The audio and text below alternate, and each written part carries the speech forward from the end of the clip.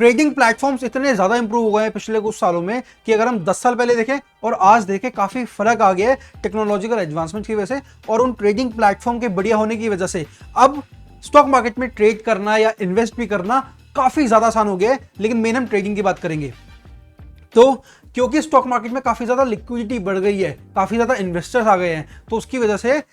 काफी उसके फायदे भी है, काफी उसके नुकसान भी है। एंड उसको ओवरऑल इन्वेस्टर्स पे क्या इंपैक्ट है, पूरी इकोनॉमी पे क्या इंपैक्ट है, उसके बारे में हम बात करेंगे। अगर हम बात करें एडवांसमेंट्स के बारे में तो सिंपल है ना कि अगर पहले आपको बहुत टाइम लगता था ट्रेड करने में, अब ट्रेड करने की स्पीड भी बढ़ गई है, एफिशिएंसी भी बढ़ गई है। जो एल्गोरिथम्स आई हैं, जो ऑटोमेशन सॉफ्टवेयर आए हैं, उसकी वजह से अब आप ट्रेड माइक्रो सेकंड्स के अंदर ले सकते हो, जिससे किसी भी ट्रेड को खोने का मौका मतलब बहुत चांस, उसको खोने के चांसेस बहुत कम हो गए हैं। एंड साथ के साथ प्राइसेस भी स्टेबल रहे, ये इसने इंश्योर किया है। इसके साथ साथ एक फायदा और है कि ग्लोबली अब कहीं से भी कोई भी इन्वेस्टर ट्रेड कर सकता है, जिसकी वजह से मार्केट में लिक्विडिटी काफ़ी ज़्यादा बढ़ गई है और कंपटीशन भी बढ़ गया है। अब मार्केट है ना, अगर कंपटीशन बढ़ेगा तो प्राइसिंग हमेशा फेयर होगी, तो इसकी वजह से एक एफिशिएंट प्राइसिंग भी आई है। नाउ अगर हम बात करें डिसएडवांटेजेस की, तो ऑब्वियसली कोई भी अगर एक टेक्नोलॉजी है, तो टेक्नोलॉजी का सबसे बड़ा जो रिस्क होता है वो होता है उसकी सिक्योरिटी का रिस्क, साइबर अटैक्स का रिस्क। हमेशा इतने सारे हैकर्स बैठे हुए हैं एंड हैकिंग से अगर वो अच्छे से कर ले, उनके पास एक बहुत बड़ी अपॉर्चुनिटी होती है पैसा कमाने की, काफ़ी अच्छा पैसा कमाने की। तो इसीलिए उनके पास, क्योंकि गेन करने के लिए बहुत कुछ है, वो इतने बड़े बड़े रिस्क लेते हैं और प्लेटफॉर्म्स तक को हैक करने की कोशिश करते हैं, जिससे अगर ये होता है तो इन्वेस्टर्स पे एक डिवेस्टेटिंग इम्पैक्ट आएगा, वो काफ़ी ज़्यादा लॉस झेल सकते हैं। नाउ दूसरी बात ये भी है कि अब ये सिस्टम्स जो बने हैं, इनमें सर्वर्स हैं, इनमें एल्गोरिथम्स हैं, इनमें भी कभी कभी इशू आ सकते हैं, सर्वर साइड पे आ सकते हैं, या कोई भी मान लो ना अगर किसी सर्वर की, वैसे तो बहुत ही रेयर चांसेस है इसके, बट जस्ट टू कि आपको समझ में आए, मैं इसलिए इसको डम डाउन करके बता रहा हूँ कि मान लो कोई सर्वर है, अब सर्वर भी तो एक्चुअल एक पीसी है ना, मान लो उसकी कोई हार्ड डिस्क में फेलियर आ गया,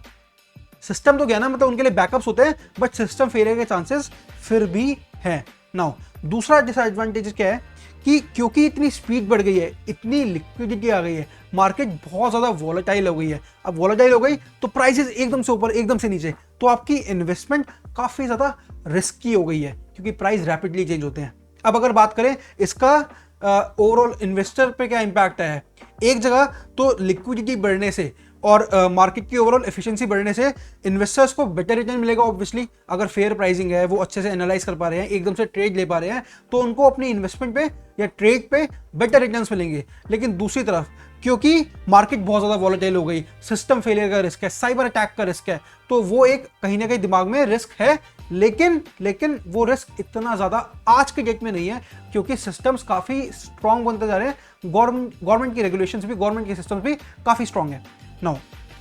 सिंपल है ना, अगर आपको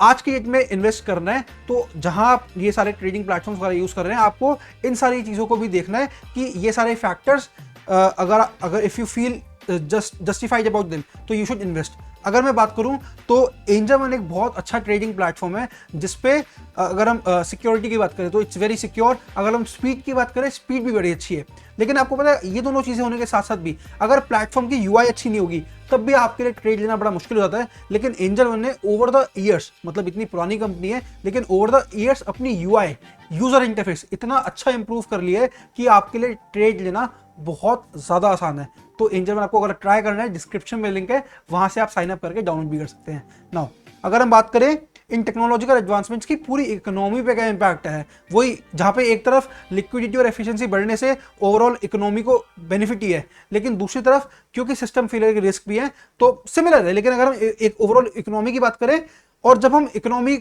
की बात करते हैं और इकोनॉमिक लेवल पे देखते हैं कि हाँ यार, एक इन्वेस्टर को तो चलो कोई नहीं, लेकिन एक इकोनॉमी लेवल पे भी ये इंपैक्ट आ सकता है कि अगर सिस्टम फेलियर हो गया या एक साइबर अटैक हो गया, तो ओवरऑल उससे इकोनॉमी भी डाउन जा सकती है। तो ये नज़र रखते हुए गवर्नमेंट को इस तरीके से, जो गवर्नमेंट या जो रेगुलेटर्स हैं, उनको इस तरीके से पॉलिसीज बनानी चाहिए ताकि इन्वेस्टर का पैसा बचा रहे। मान लो ऐसा कोई अगर इवेंट होता है तो उनका पैसा सिक्योर रहे, एंड साथ के साथ दे शुड मेक श्योर कि मार्केट हमेशा स्टेबल रहे, प्राइजेस बहुत ज़्यादा वॉलेटाइल ना रहे। इसका एक एग्जांपल है कि आपको पता होगा शेयर मार्केट में अपर सर्किट और लोअर सर्किट होता है, कि अगर किसी भी शेयर का प्राइस उस दिन के ओपनिंग प्राइस से 20% ऊपर या 20% नीचे जा रहा है तो अपर सर्किट लग जाता है, आधे घंटे के लिए आप ट्रेड नहीं कर सकते। तो ये ऐसे और ज़्यादा अगर वो लाएंगे तो इससे इन्वेस्टर्स का ही बेनिफिट है, तो गवर्नमेंट को इस चीज़ पे ध्यान देना चाहिए। नाउ अगर हम बात करें कंक्लूजन की, तो सिंपल है कि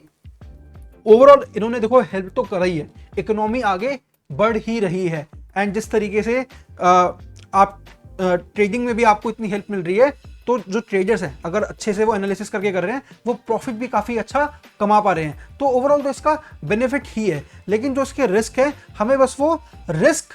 ध्यान में रखना है, जो भी, क्योंकि अब सिंपल है ना, कोई भी किसी सिस्टम को, मैं आपको एक सिंपल लॉजिक बताता हूँ, किसी भी सिस्टम को हैक करने के लिए आपको उस सिस्टम को अच्छे से समझना बड़ा ज़रूरी है। लेकिन अगर वो सिस्टम्स ग्रेजुअली ग्रो होते जाएंगे, डेवलप होते जाएंगे, चेंजेस आते रहेंगे, तो एक हैकर के लिए भी उसको हैक करना मुश्किल होगा। तो वो डेवलपमेंट्स आती रहें, अगर ये आती रहेंगी रैपिडली तो ग्रोथ है ही है, एंड ओवरऑल इससे एक पॉजिटिव इंपैक्ट ही है। तो आपको अगर इन्वेस्टमेंट्स करनी है तो बस इन फैक्टर्स को नज़र में रखो, इन ट्रेडिंग प्लेटफॉर्म्स को अच्छे से यूज़ करना सीखो। इनमें बहुत सारी, मतलब अगर मैं एंजल वन की बात करूं, अभी मैं वो सेटअप लेके बैठा नहीं हूँ, आप आगे वीडियोस में देख लेना। तो अगर आप चार्ट भी बना रहे हो ऐसे, मतलब ये नहीं कि सिर्फ एंजल वन पे, बाकी प्लेटफॉर्म पे भी है, बट एंजल वन मैंने अच्छे से यूज़ करा है, तो उस पर आप चार्टिंग टूल्स भी बहुत सारे अवेलेबल है जिनसे आप एनालिसिस अच्छे से कर सकते हो, और जिससे आप एक पता लगा सकते हो कि स्टॉक का प्राइस बढ़ सकता है क्या।